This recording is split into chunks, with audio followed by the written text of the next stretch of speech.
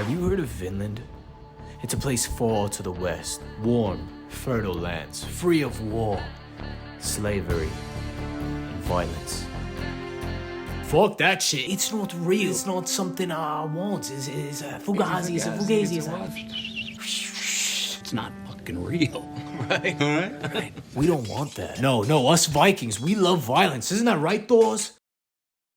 Violence is pretty cool. And this whole idea is exactly what Vinland Saga is trying to break. What? Which is for some reason confusing to some viewers when it's literally hinted at throughout the entire beginning of the story. I mean, it's literally right here and like right here and like right here. Vinland Saga is broken up into 4 major arcs. And today we're going to be talking about the first one, which is the war arc. This is the violence one. So yay, violence. Today we're going to be talking about violence.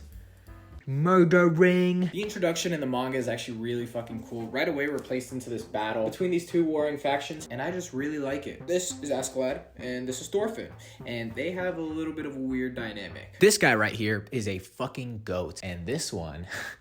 well, he's a goddamn legend that has no dad. And it's kind of this one's fault, which just makes things a lot more awkward. So this guy over here, he hates him for this, and he's on a quest for revenge. The thing is, that sounds simple, but it's a lot more complicated than that. See, back in the day, Thorfinn is listening to this guy named Leif Erikson, smoking that good shit, talking about this place called Vinland. Let's skip over this because, dude, honestly, you really expect me to believe that this guy found Finland? He actually did, and I kind of feel bad because he doesn't really get the recognition he deserves. This dude is a fucking goat, and he's literally treated like the goddamn punching bag throughout the entire series. All he's really told is just to honestly fuck off. Thors is Thorfinn's father, ex-warrior turned family guy.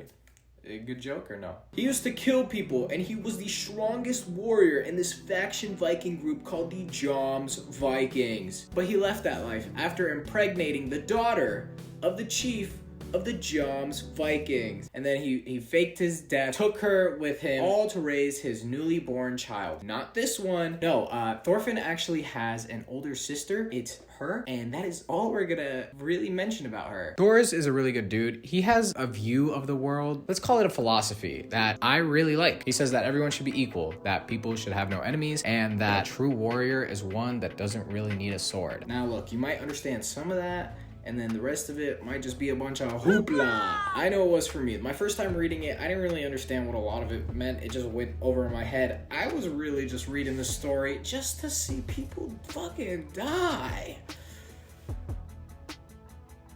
But I'm a changed man now. Now, Thors gets found by the Joms Vikings, and technically he should get murdered because he kind of abandoned them. But they're not really that mad.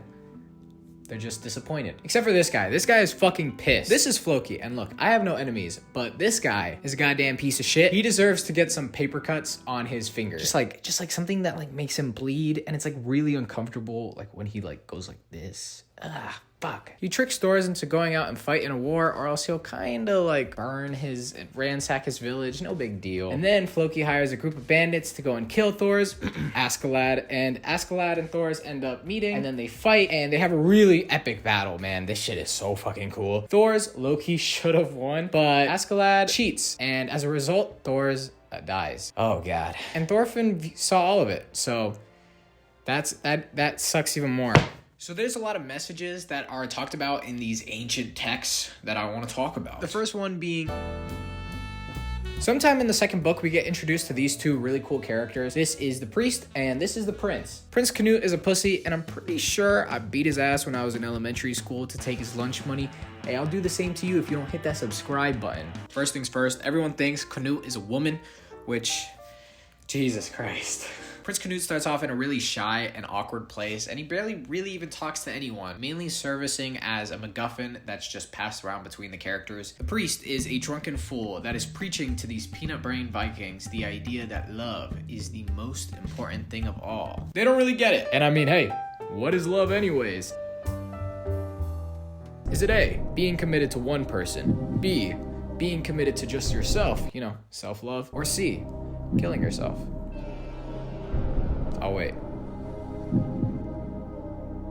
The answer is C, and I'm not joking. Prince Canute and the priest have a conversation towards the later half of the arc. So look, the prince, one of the biggest reasons why he is so closed off into himself is because he kind of has a bit of daddy issues. His father doesn't really love him. To which the priest responds, yeah, nobody is going to. True love is to love all things unconditionally. The idea to commit all your love to just a single individual is a selfish type of love. It's not true love. We all emit love from our bodies, and we're supposed to give it to all things, to the entire universe as a whole. Picture in your mind a decaying body. This is true love. This is something without anger, without hatred, without sadness. It doesn't get upset. It just allows for the universe to absorb its nutrients, to take in all the love that it's willing to give. It doesn't get upset about it, and it helps everything around it grow and prosper as a result. Canute is very inspired by this idea, and coincidentally at the same time, his balls drop and he stops being a pushover. This is just like such a cool fucking moment in the manga. Holy shit. Now, I really like this idea, and I think it's really true. Askeladd is aware of this fact, however, he is not free from it. I think the only man in the series that was semi-close to the idea of being free of this ideal of being a slave to something was Thors.